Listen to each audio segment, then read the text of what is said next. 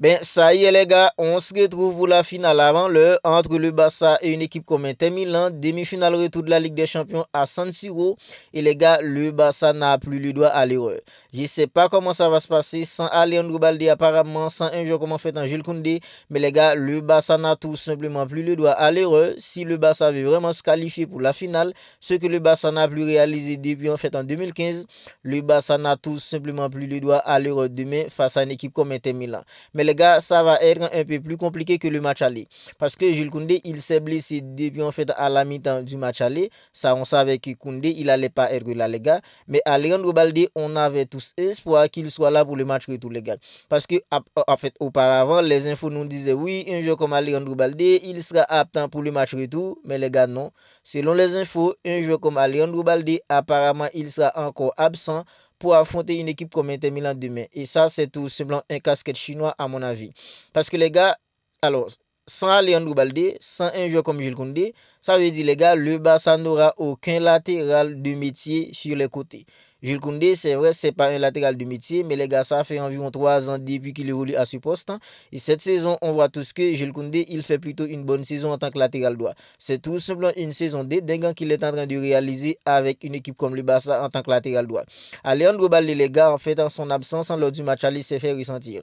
Parce que un joueur comme Gérard Martin, il est tout simplement pas capable d'attaquer les espaces. Parce que, alors, défensivement, un joueur comme Gérard Martin, il peut apporter quelque chose, mais les gars, offensivement, il apporte absolument rien.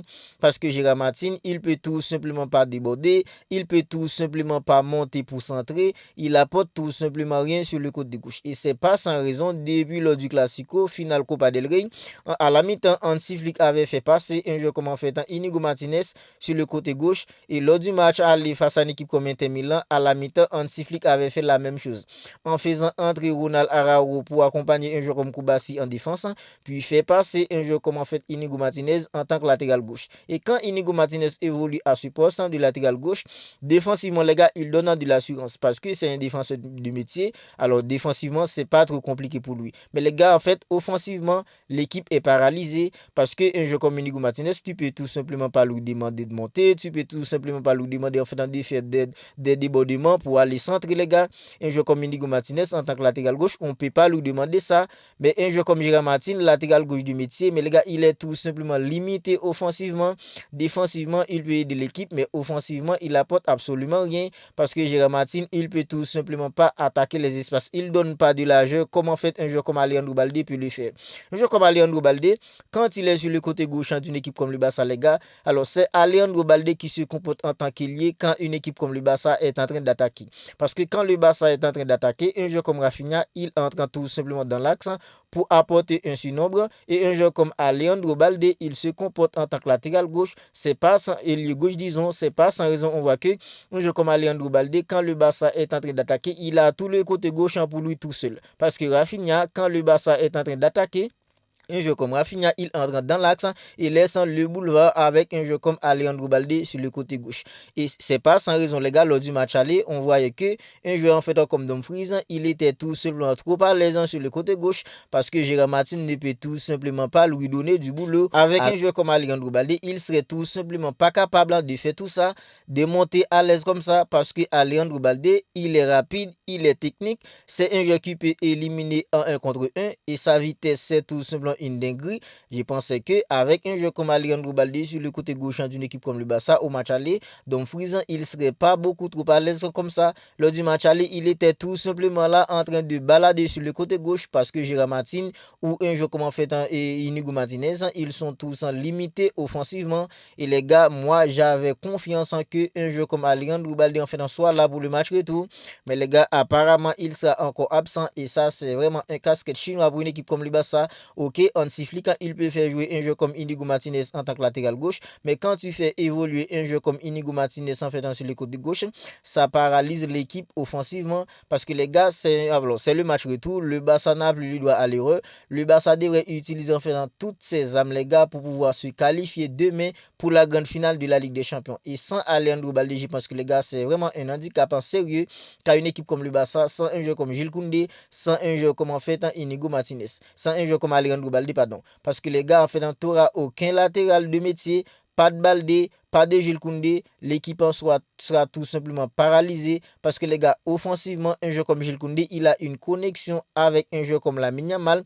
Quand les deux en fait se retrouvent, les deux en fait peuvent se retrouver facilement sur le côté droit parce que les gars, un joueur comme Lamine Yamal et Jules Koundé, depuis que la saison commence, ils sont là en train d'évoluer ensemble. On voit qu'il y a déjà une vraie connexion entre ces deux-là. Alors les gars, pour le match retour, pas de Koundé, pas d'un joueur comme Alejandro Balde, je pense que c'est vraiment un handicap pour une équipe comme le Barça, tout simplement. Et les gars, en fait, je pense que pour le match retour, demain, le Barça va devoir en fait gérer les coups de pied arrêtés. Parce que les gars, une équipe comme Inter Milan au match aller, 2 corners, c'est 2 buts pour une équipe comme Inter Milan. C'est tout simplement une dinguerie. Et je pense que demain, le Barça n'a tout simplement pas les doigts à l'erreur parce que les gars, les coups de pied arrêtés, alors, sur le corner, sur les coups francs, le Barça doit tout simplement se gérer.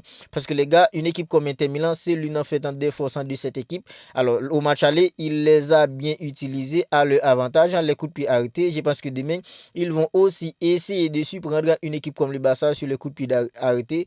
Voilà pourquoi je pense que demain, le Barça doit faire en sorte que, en fait, les coups de pied arrêtés soient un peu plus bien gérés. Parce que les gars, au match aller, c'était tout simplement une catastrophe sur les coups de pied arrêtés tout simplement. Et je vois aussi beaucoup de gens disent que oui, quel remettre entre un joueur comme Dani Olmo et un joueur comme Fermin Lopez.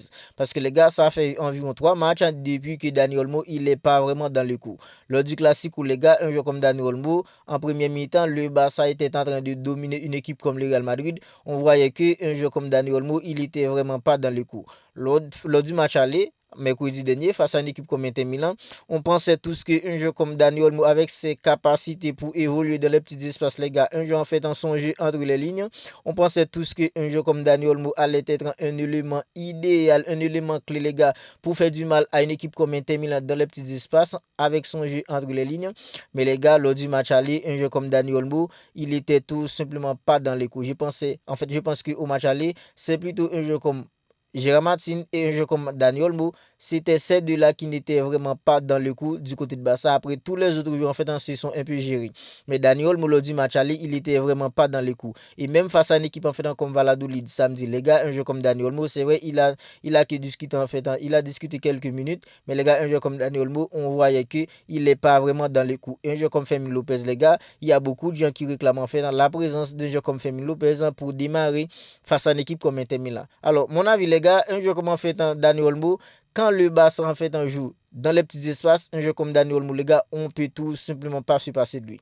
Parce que Dani Olmo, à n'importe quel moment, sur un contrôle orienté, il peut tout simplement en fait briser une défense à lui tout seul. Parce que Dani Olmo, les gars, techniquement, il est beaucoup plus fin techniquement qu'un jeu comme Fermin Lopez. Mais Fermin Lopez, les gars, avec en fait son agressivité, avec en fait toutes ses activités, les gars, c'est un jeu qui se résigne jamais, les gars, quand il joue, il donne absolument tout et il a une très bonne frappe de balle. Parce que Dani Olmo, c'est un joueur qui a les capacités nécessaires pour faire du mal à une équipe comme Inter Milan.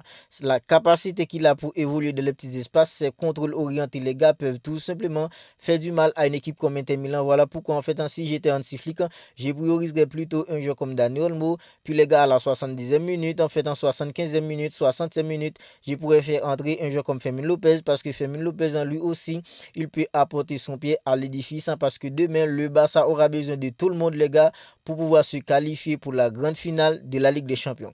Alors les gars, si je dois donner 11 probable pour affronter une équipe comme Inter Milan demain, dans le but c'est Szczesny, c'est vrai, Marc-André ter Stegen, il est de retour. D'ailleurs, c'est lui qui était titulaire samedi face à une équipe comme Valladolid.